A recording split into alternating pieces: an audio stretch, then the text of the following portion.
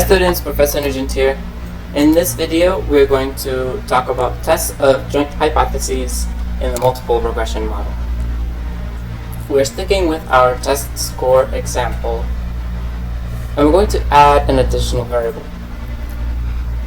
We're going to let EXPN, let this variable be the expenditures per pupil, and consider this population regression model that test score is equal to the intercept plus beta 1 times the student to teacher ratio plus beta 2 times expenditures plus beta 3 times the percent of students learning English plus the residual.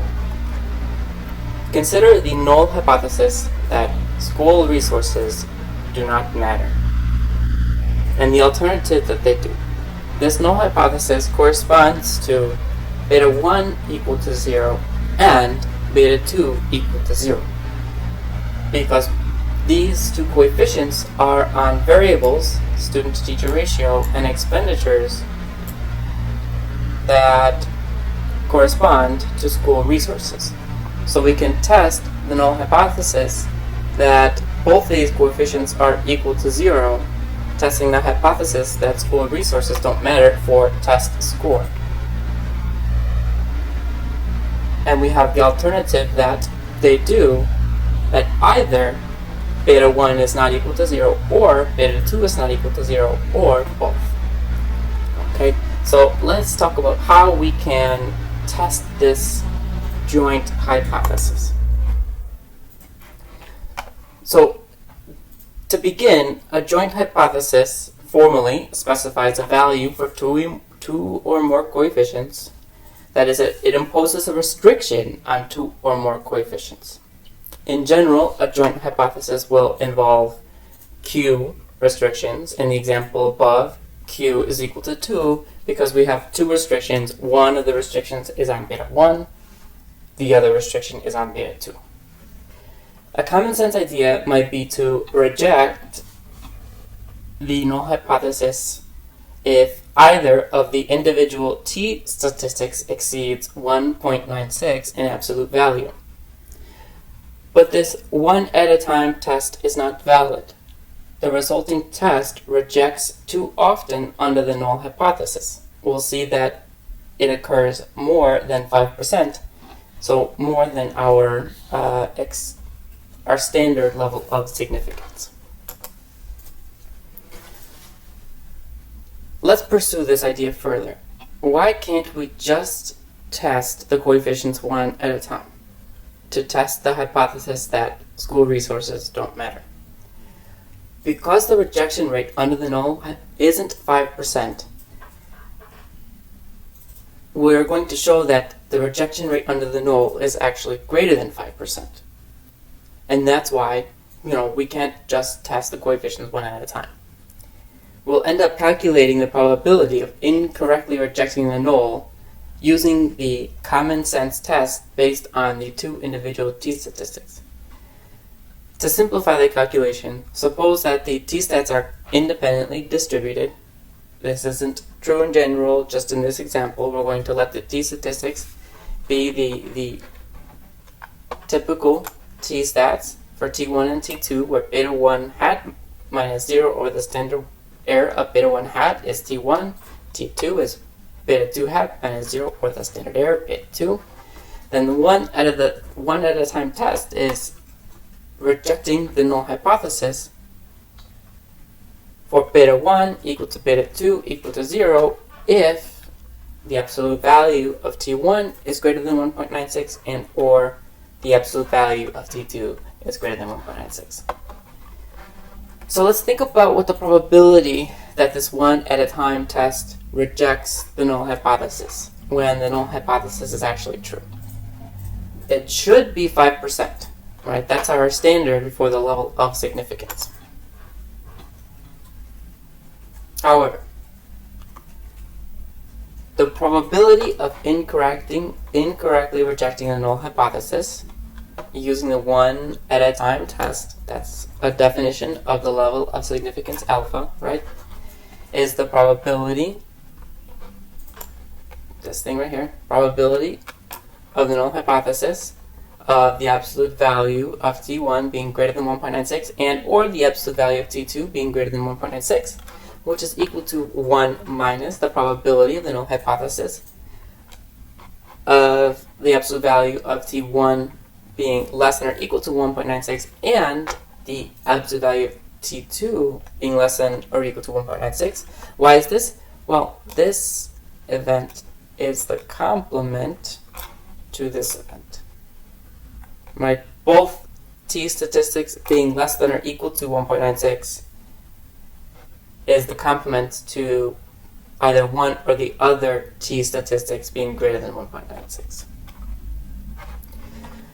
So if the t statistics are independent events, then their joint probability is their product of their marginal probabilities, and so we can take the second line, find the second line using the third line, which is 1 minus the probability that the absolute value of T1 is less than or equal to 1.96 times the probability that the absolute value of T2 is less than or equal to 1.96.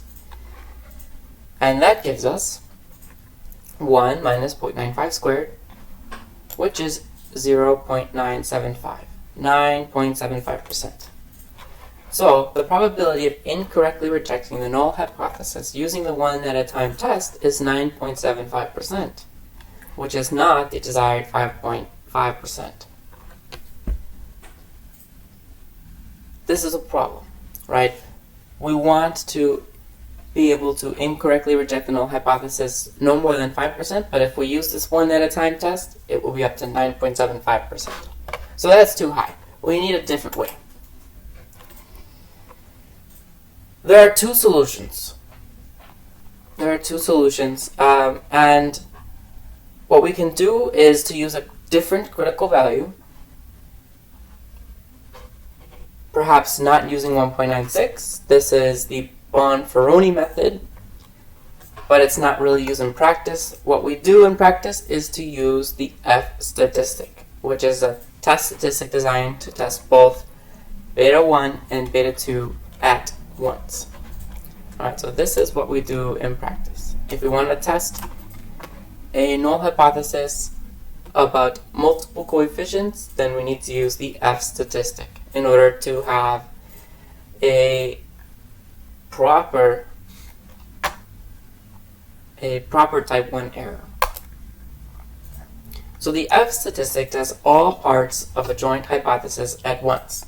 The formula for the special case of the joint hypothesis, where beta 1 is equal to some null hypothesized value, beta 2 is equal to some null hypothesized value in a regression with two regressors, is the following. We have F is equal to 1/2 times, in parentheses, the square of the test statistic of beta 1 plus the square of the test statistic of beta 2 minus the correlation, twice the correlation of the two test statistics over 1 minus the square of the correlation between the two test statistics.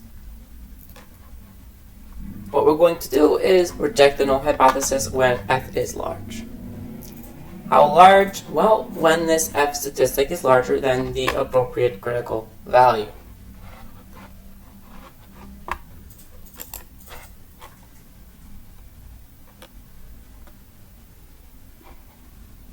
The F statistic, we will find this thing to be large when the T statistics themselves are large. And the F statistic corrects in just the right way before correlation between T1 and T2. We expect that there may be correlation between T1 and T2 because there is typically some correlation between the variables, right? That's where we find imperfect multicollinearity. The formula for more than two coefficients is a bit complicated unless you use matrix algebra or linear algebra, so we're going to leave that for ECO321. So we're just going to focus on this more simple version, but the interpretation is about the same. Now this F statistic has nice large sample approximate distribution, which is that, considering the special case that T1 and T2 are independent so that their correlation goes to 0, in large samples this formula becomes the average of the squares of the test statistics, the sum of the squares of the test statistics. Under the null, T1 and T2 have standard normal distributions, and that in this special case are independent. Right, so we have assumed that T1 and T2 are independent. They are not correlated. The large sample distribution of the F statistic is the distribution of the average of the two independently distributed squared standard normal random variables. Okay, so that's what we find here. We can compare the F statistic to the chi-squared distribution. The chi-squared distribution with Q degrees of freedom is defined to be the distribution of the sum of Q independent squared standard normal random variables. In large samples, F is distributed as the chi-square statistic divided by Q. We have selected large sample critical values of chi-squared over Q, which are the F statistics. Looking at the first one, where Q is 1, the first critical value is 3.84. Why is this? This is 1.96 squared. Recall that we said that F is equal to T squared for 1 degree of freedom in the restriction and at the same n. And so for n large, we're looking at T equal to 1.96. 1.96 squared gives you 5.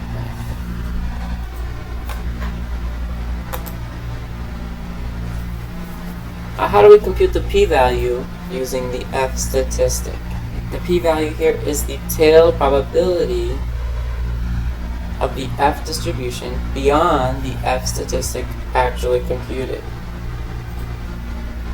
Intuitively, this is the probability of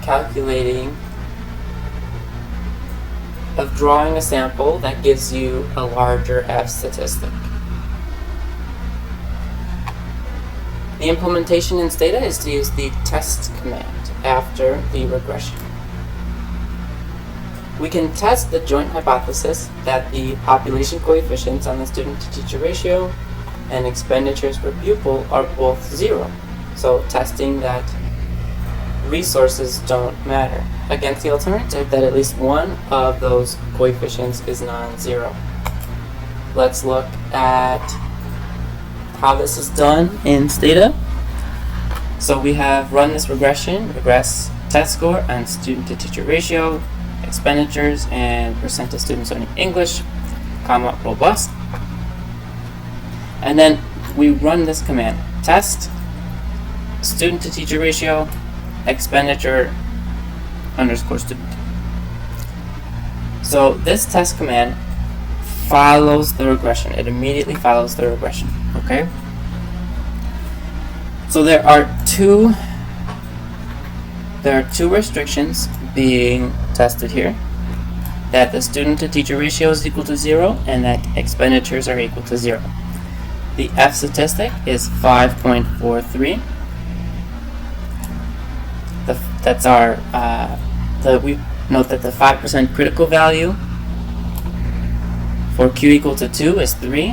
So the F statistic is greater than the 5% critical value, which tells us that we will reject the null hypothesis. And the p-value is 0.0047. So it is very unlikely that we draw another sample that gives us a larger F statistic. As such, we can reject the null hypothesis.